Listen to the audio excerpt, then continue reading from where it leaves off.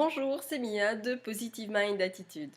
3 conseils pour digérer un résultat négatif. Et bien voilà ce dont on va parler dans la capsule vidéo d'aujourd'hui.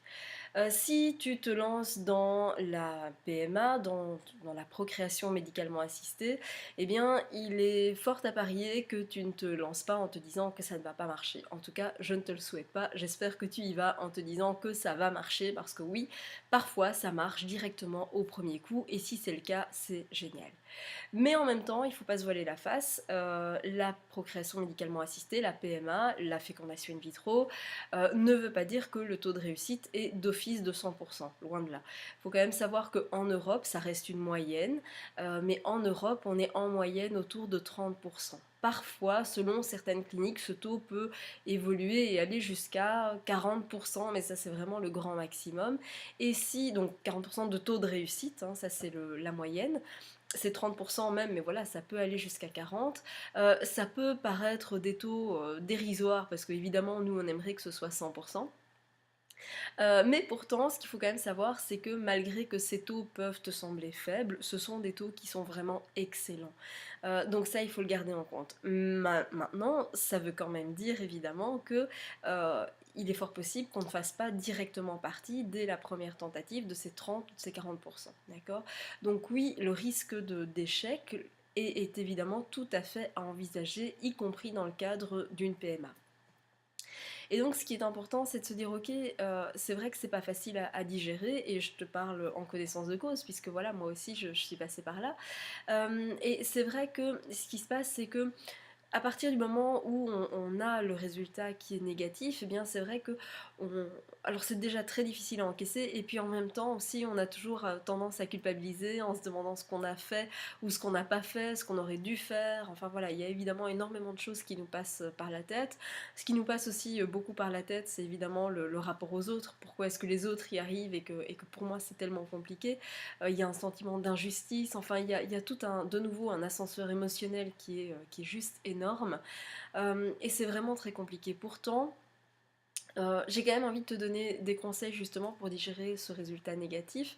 La première chose que je tiens à te rappeler, c'est que rien n'est définitif. Et que c'est vrai que si aujourd'hui tu es toi-même confronté là en ce moment à un échec, à un résultat qui est négatif, parce que j'aime pas trop parler d'échec parce que pour moi c'en est pas un, c'est une tentative qui a effectivement qui n'a pas porté les fruits que tu aimerais, mais en tout cas c'est une tentative et c'est parfois une étape nécessaire pour comprendre le fonctionnement, pour te permettre d'avoir un traitement qui sera encore mieux adapté, pour te permettre de trouver des méthodes parallèles, des médecines douces, etc., qui vont t'aider à améliorer les résultats.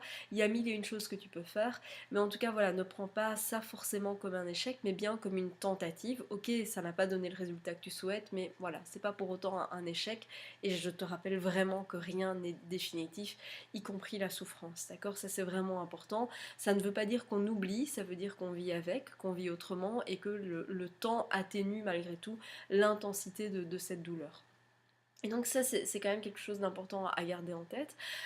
Et si je te partage aussi, si je continue à te partager mon expérience, ce que j'ai envie de te dire par rapport à ça, c'est que quand moi j'ai touché le fond, finalement, moins de 3 mois plus tard, j'étais finalement enceinte et ma grossesse s'est bien déroulée. Enfin, bien déroulée, j'étais très malade, mais elle s'est bien déroulée. Ce que je veux dire, c'est qu'elle est arrivée à son terme et que mon fils a bien vu le jour.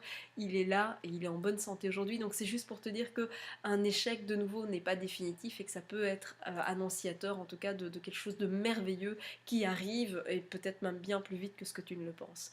Toujours est-il qu'aujourd'hui, là maintenant, eh bien pour t'éviter de sombrer dans une spirale qui est particulièrement négative, qui voilà, va te tirer vers le bas, vous voire éventuellement pour éviter de tomber dans la dépression, parce que ça peut évidemment arriver, hein, la douleur est tellement forte et tellement présente qu'il ne faut pas sous-estimer évidemment ce risque-là non plus.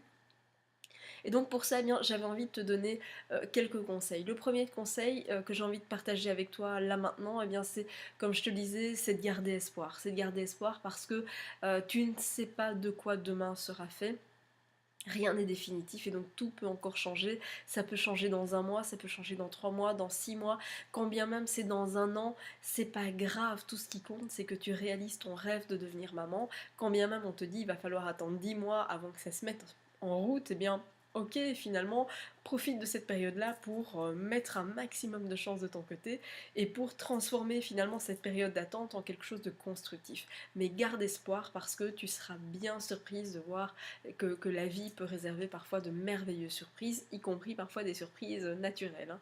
Donc voilà, garde espoir, ça c'est vraiment très très très important. Le deuxième conseil que j'ai envie de te donner pour réussir à surmonter cette fausse couche, pardon, ce résultat négatif, eh bien c'est, et j'y pense parce que ça vaut aussi pour une fausse couche, c'est de ne surtout pas te dévaloriser. Je sais que quand on est confronté à un résultat négatif ou à une fausse couche, eh bien on a tendance évidemment à broyer du noir et à se dire que finalement pourquoi on aurait dû faire autre chose, on culpabilise, on a tendance du coup aussi à finir par détester son corps, on finit par détester son ventre essentiellement.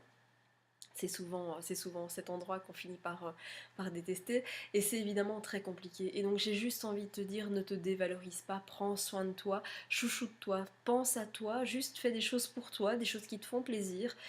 C'est souvent on se met soi-même entre parenthèses pendant tout ce parcours de PMA, on a tendance à s'oublier et je crois que c'est vraiment du coup le moment eh bien, de penser à toi et de faire des choses qui te font plaisir. Tu vas voir que tu vas reprendre du poil de la bête beaucoup plus vite que prévu. C'est vraiment très important. Et bien sûr, le dernier conseil que j'avais envie de te donner, eh bien, c'est aussi d'en parler. Alors d'en parler à tes proches, d'en parler à des personnes qui ont vécu la même chose que toi, si tu en as la possibilité. Il y a évidemment beaucoup de choses à partager sur certains forums, etc. La seule chose, je te mets quand même en garde, le but d'un forum n'est pas d'aller tirer ton moral plus vers le bas. Le but d'en parler, c'est de se confier, d'avoir des échanges, mais surtout de garder en tête que le but de ces échanges, ça doit être constructif, ça doit être de repartir de là avec un conseil, une astuce, un partage d'expérience, mais quelque chose qui te porte plutôt que quelque chose qui te plombe, d'accord? Donc si tu sens que certains forums te tirent vers le bas, eh bien je t'invite vraiment à faire le tri dans les groupes que tu as envie de suivre et vraiment de te diriger vers ceux qui vont te porter, ça c'est vraiment essentiel. Ça va t'aider justement à garder le moral et à garder le cap. Bien sûr, si jamais tu n'arrivais pas à mettre en pratique l'un de ces conseils, eh bien, je t'invite aussi à faire appel à un professionnel. Si tu as besoin d'aide, eh bien, je suis là également pour t'aider à traverser cette période difficile. C'est souvent important parce que c'est vrai que ça reste encore quelque chose de très tabou. On est confronté à des gens qui n'ont pas vécu la même chose que nous. Et donc, c'est parfois assez difficile de se confier à des proches. Mais dis-toi qu'il y a des choses qui sont mises en place, il y a des choses qui existent. Et donc, c'est pas nécessaire de vivre un parcours trop compliqué. Moi, c'est ma devise, c'est mon slogan, c'est ne laisse pas ton parcours être plus compliqué qu'il ne le doit. Je suis convaincue qu'il y a plein de choses qui peuvent t'aider à avancer et t'aider à concrétiser ta future grossesse, t'aider à la mettre en route. Et donc vraiment, n'attends pas, garde espoir, accroche-toi et puis bien, reste aussi à l'écoute pour suivre les capsules vidéo. Tu y trouveras également de nouveaux conseils très prochainement.